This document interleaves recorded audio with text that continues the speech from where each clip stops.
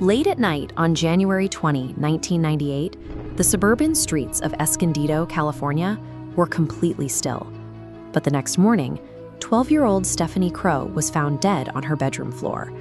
Her bedroom window was cracked open to allow a phone cord through, but the screen outside was untouched, completely covered in a layer of accumulated grime. There were no signs of forced entry. Her parents, her siblings, and even the family dog, sleeping just down the hall, heard absolutely nothing.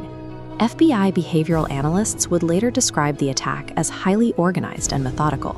There was no frenzy, no sexual assault, and the killer vanished with the weapon.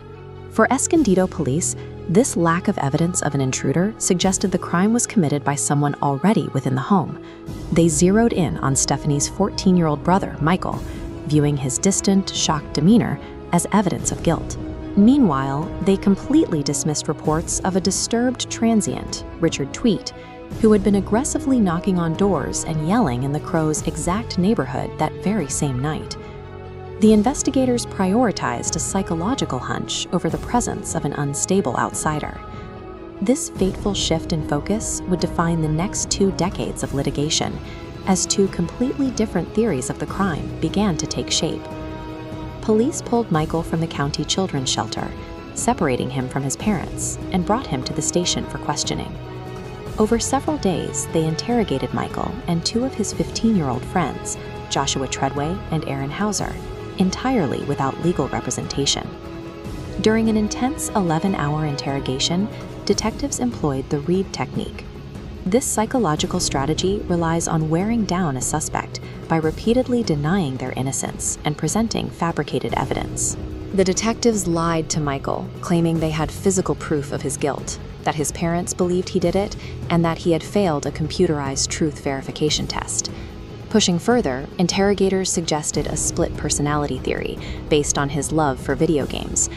They convinced the exhausted 14-year-old that a bad Michael committed the murder, while the good Michael blocked out the memory. Michael eventually repeated the theories back to them. "If what you're saying is true, it's like there is another person in me then." At times during the recorded interview, Michael explicitly told the police he was only saying what they wanted to hear. Still, his vague, detail-free admission, along with coerced statements from his friends, was enough to charge all 3 teenagers with murder. They spent 6 months locked in adult holding facilities awaiting trial.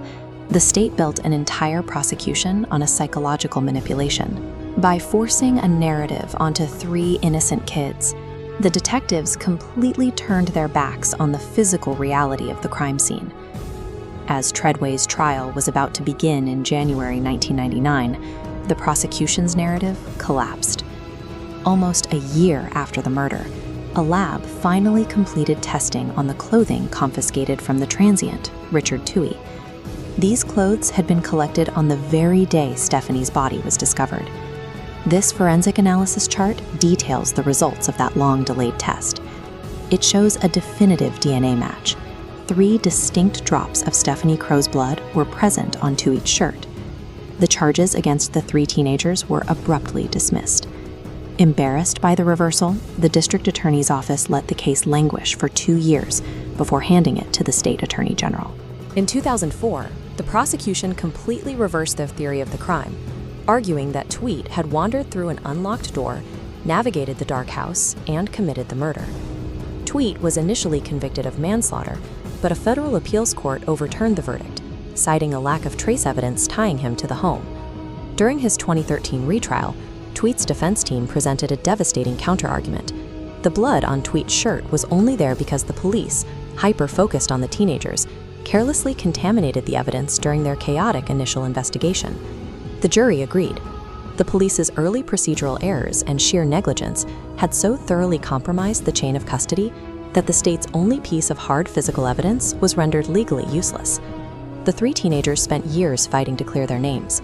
Eventually, the families reached a $7.25 million settlement with the cities involved. More importantly, a Superior Court judge issued a rare declaration stating Michael, Joshua, and Aaron were factually innocent of the crime. Richard Tweet also walked out of the courtroom a free man. Because of the contaminated evidence, the jury concluded that the prosecution could not prove beyond a reasonable doubt that he was ever inside the Crowe residence, acquitting him of all charges. This case highlights the precise danger of investigative tunnel vision. When law enforcement decides on a narrative before they gather the facts, they actively poison the investigation process itself. Because the scene was improperly managed and the physical evidence cross-contaminated on day one, the integrity of the data is lost. No future forensic test and no future trial can ever definitively reconstruct who slipped into that house. The investigators' absolute certainty in their own psychological hunches destroyed the physical truth. Because of that hubris, the person who murdered 12-year-old Stephanie Crowe will permanently evade justice.